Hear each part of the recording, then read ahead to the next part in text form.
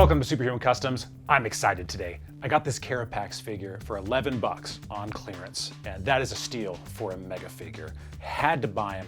Wasn't quite sure what I was gonna do. I was like, well, I could turn him into an armored Batman, you know, from what's the End Game, the Batman End Game, where Jim Gordon is the Batman. You know, Mark McFarlane's come out with the Jim Gordon version, but not the mech suit. I was like, I could do that. What I'm most excited about is having a Lex Luthor in a really big power suit. So what we're gonna do is we're gonna take this head from this Lex Luthor, we're gonna put it on this Carapax, and then we're going to paint it and make it look like classic Lex Luthor armor. This is gonna be really cool. There's been lots of versions where he's had big suits like this, so I think it's gonna be absolutely just amazing. Let's jump right in. So I'm just sanding down around the head here so that we can fit the Lex Luthor head. He fits on this peg, no problem, but the head is a little bit small, obviously. So I'm just going through, and I used my belt sander out in the garage to get most of it, but now I'm just kind of going through with just what's kind of left over and rounding it out so that the head will fit. And there we go. His head is on, and he looks pretty good. Let's start painting. Before we get into painting, what I want to do is his neck sits a little high. I trimmed it down, I obviously shaved around here, but what I want to do is fill in this dead space in here with some milliput to make it look like his neck is not quite so, you know, like long. I want it to look like this guy is actually in this suit. That's the problem with, you know, designs like this in the first place, is that generally, you know, the proportions are just wrong. Like, you look at his shoulders, there's no way his shoulders actually go into the arms here. So in reality, you know, this is all an impossibility anyway. But I do want it to feel just more correct. So I'm just going to take the milliput, fill that in, and then I'm going to go over it with like an X-Acto knife. I'm going to put some designs in just to make it look like it's a little bit more realistic, and that it's got the technical feel of everything else. And that should solve some of that problem, making him look like he belongs in this suit.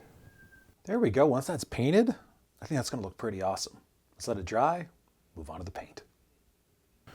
So I've mixed some gunmetal gray with some black in order to match everything else. And I'm going to do a base coat. Even though this is going to be painted, obviously, to be a more purple, I still want it to have the same color as the rest, because then when we do the purple over the top, and I'm going to do it more of a dry brush, it will just look better.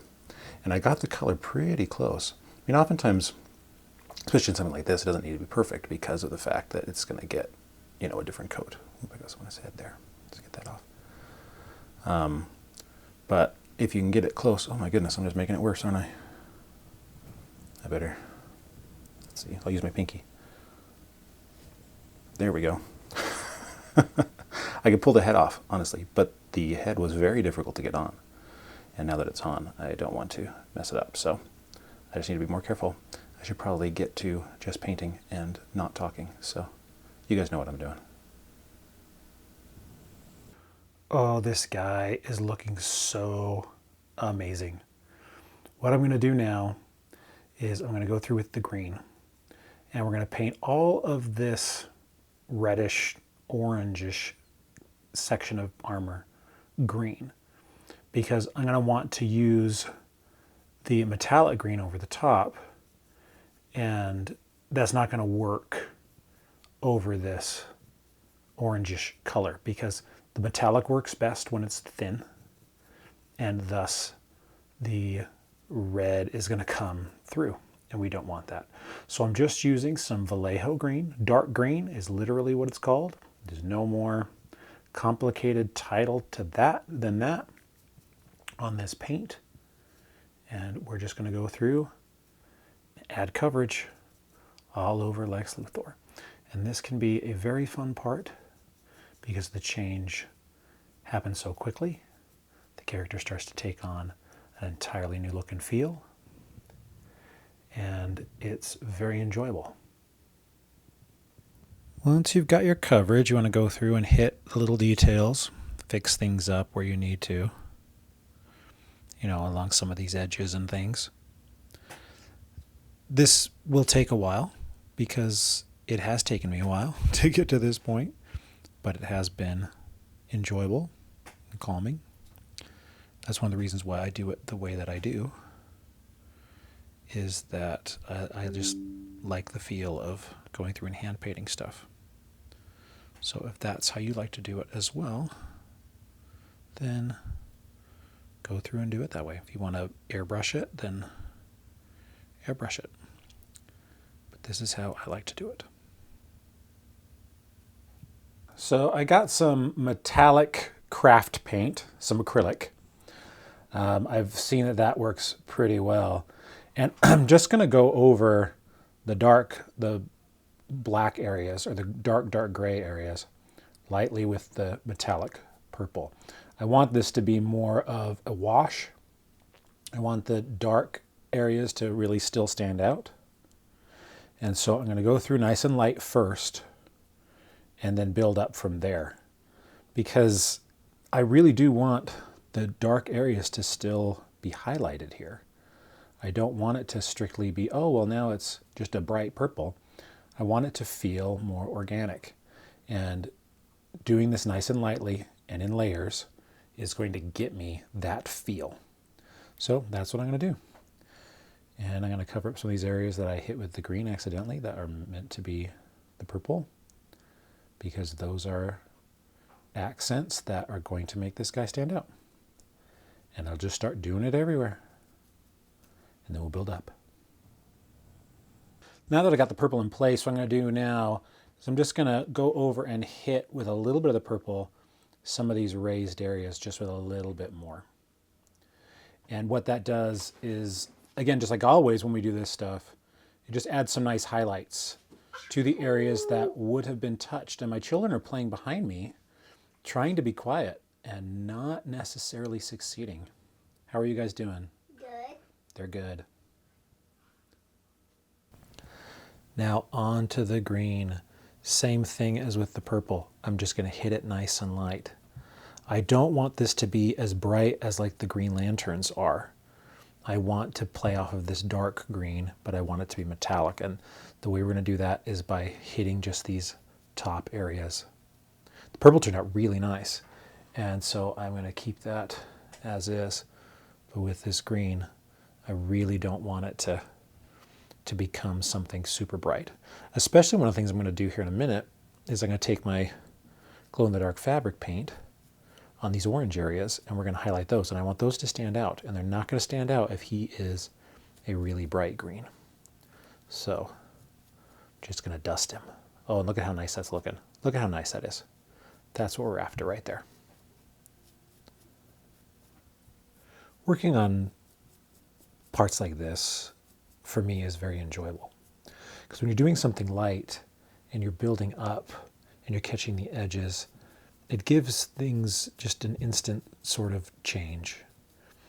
And then you can go through, and as you add a little bit more to some of these areas, well, then it gives it a realism that is very just enjoyable to see.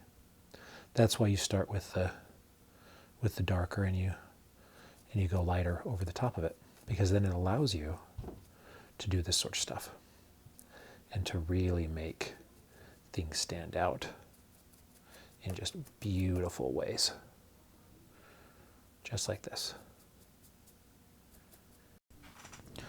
Just like we did with the purple, I'm going to take this green and I'm going to hit some of these edges and just lighten them up, because these are the areas that would be touched and hit and that sort of stuff. And so they would stand out a little bit more. They would be a little bit shinier. And you can do this like we've done with other figures. You can do it with silver if you want, to make him look more dinged up.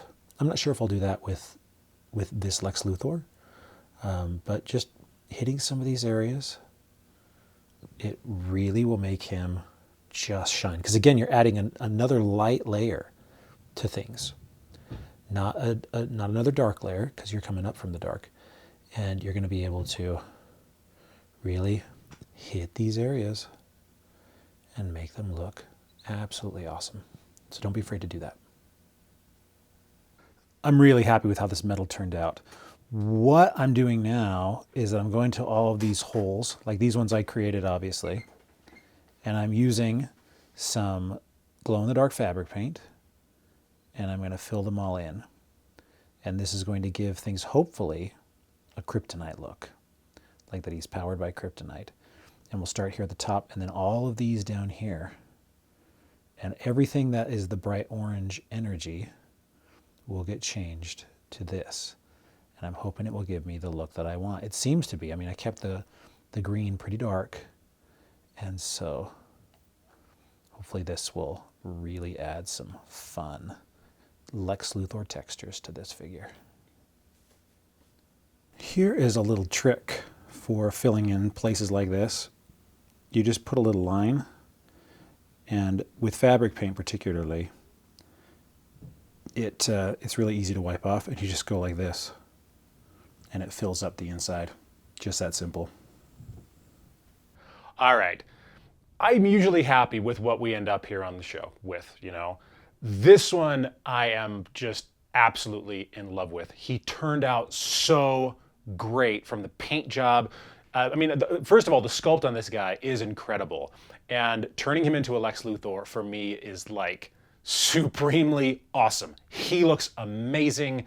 And the glow-in-the-dark paint turned out awesome. Take a look at how this guy looks under the black light with this glow-in-the-dark paint. It almost looks like he's got LEDs. It's gorgeous. Do this sort of stuff. And I have not been this happy with a custom probably since my Doomsday. Like that Doomsday I absolutely loved. I kept it on my desk for weeks because I didn't want to put it on the shelf. And I'm afraid that Lex Luthor here is probably going to do the same. He's going to be right in front of me when I work for a little bit before I put him on the shelf. Thank you guys so much for watching. Try this if you can find Carapax for cheap. I mean, $11, $11.99. You can't beat that. I've been looking for more, honestly, over the past few days, because if I can do a Batman 2, that would be absolutely awesome. So I don't think I'm going to be able to find one, but you never know. Thank you guys so much for watching. I'm Stephen Human. Check out stephenhuman.com for all of my novels. And if you like sci-fi thrillers, I'm your guy. I will see you guys next week. Get customizing.